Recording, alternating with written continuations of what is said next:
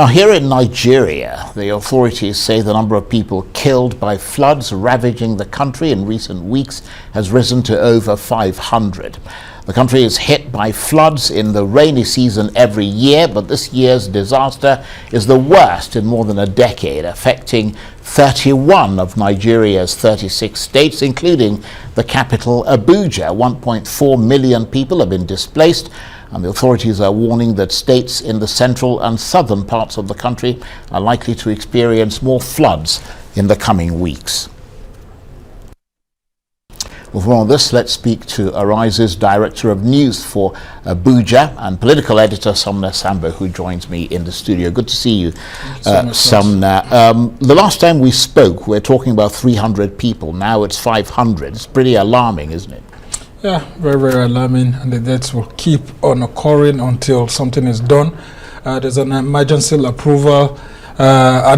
plan approval by the Federal Executive Council, which is the federal cabinet of the country, and there's an emergency format of how to prevent the death rate from increasing right now, but from what we have seen in place, it's not going to be so much efficient. So people are living along those routes where we're having this flooding just have to look for ways to go onto the upland areas because it's going to be pretty difficult for the government to want to do so much. But the most important thing is that after this crisis, there needs to be a revisiting of the flood control plan for the country. Yeah, the Nigerian government had, after 2012, when we had a major crisis like this, drawn up a plan. It also held a meeting sometime in 2013 with Cameroon on the perennial issue of releasing excess water from the Lagdo Dam in that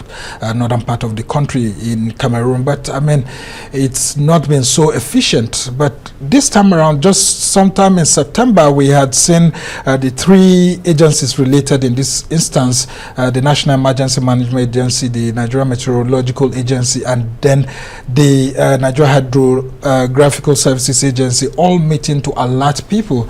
But some of the state governors, I mean, didn't really take this early warning system, serious, and see where we are at the moment. Well, absolutely. And of course, these are mostly poor people that are affected. And presumably, many have been sort of reluctant to leave their farms, for example, even if they'd been warned about the risk of flooding, simply because that is their livelihood.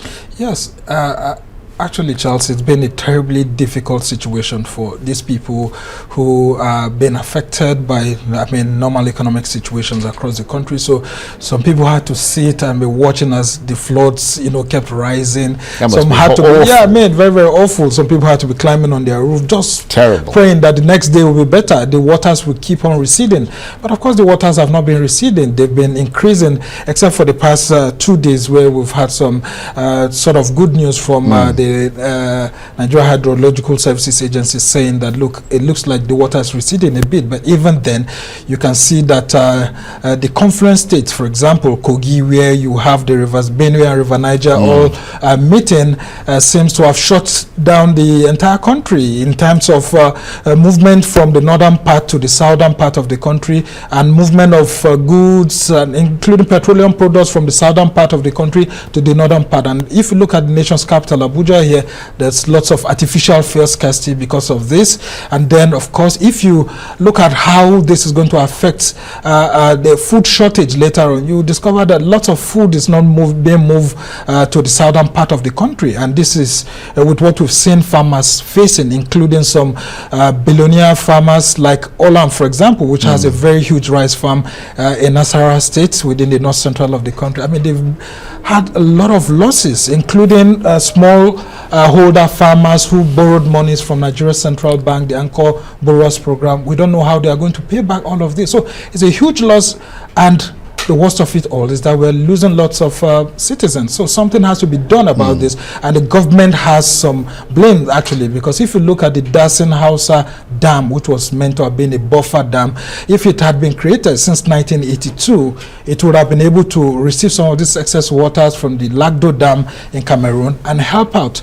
But that project hasn't been completed up till now. There's also the other one, Kashimbila Dam in Taraba State. While the Dasin-Hausa Dam is supposed to be, it's in Adamawa State. The Kashimbila Dam is almost completed now. It's in Taraba State, but these dams haven't been completed. And there's the Zungeru, which we have at the moment, to also serve as a buffer alongside the Jeba. The dam that we have in Jeba at the moment, and then of course the Kainji Dam. So it's been a difficult situation in terms of financing this dam completion, and most times when it goes through the budgeting system at the National Assembly, some people don't understand why there's a need to complete these dams until we get ourselves into these sort of problems. So the government needs to quickly see how it can raise some sort of funding to complete that. They are working with the Chinese to conclude that of the Zungeru and make that a priority. And we are beginning to see some signs of progress there. But are people still going to be suffering? Yes, they will. Can something be done right now? Yes.